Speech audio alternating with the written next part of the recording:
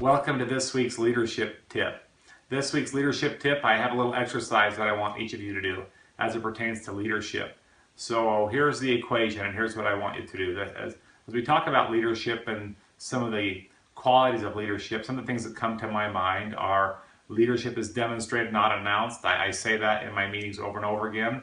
I think that someone that has humility and not a lot of ego represents a good leader. I'm not saying the ego is bad, but too much will kill a person. I like a person that, and I'm attracted to a leader that seems to listen more than they talk and then gives back good feedback, especially good constructive positive feedback.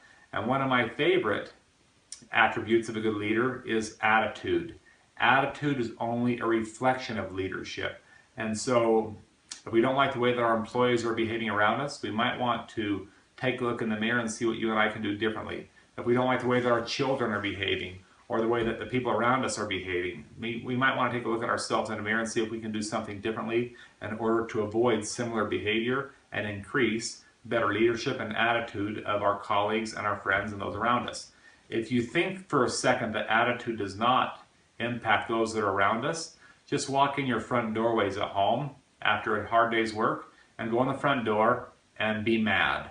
Just have the countenance of anger and watch what happens to your family. Let the dog know that you're upset. Watch what the dog does. So here's your exercise. Here it is. I want you to assume that we have 26 letters in the alphabet, which we do, A through Z, A being 1, B being 2, C being 3, D being 4, Z being 26. There's your 26 letters right there.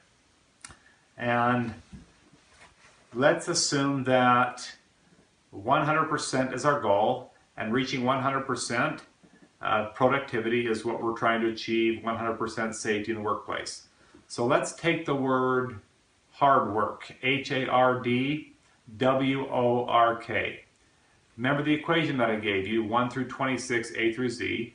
If you add up H-A-R-D-W-O-R-K, that equates to 96%, still 4% shy of our potential.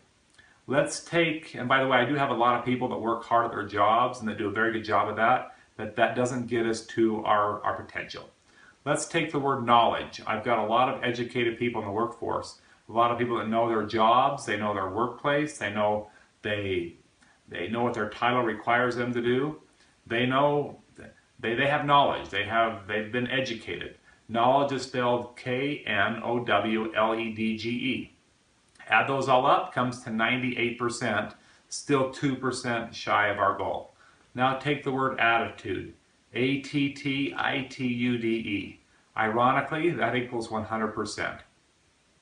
If you and I can have the right attitude to those people that are looking up to us, to those people that we are stewards over, to those people whom we influence, if we can have the right attitude and do our best to have some humility and yet be bold when courage requires us to be bold.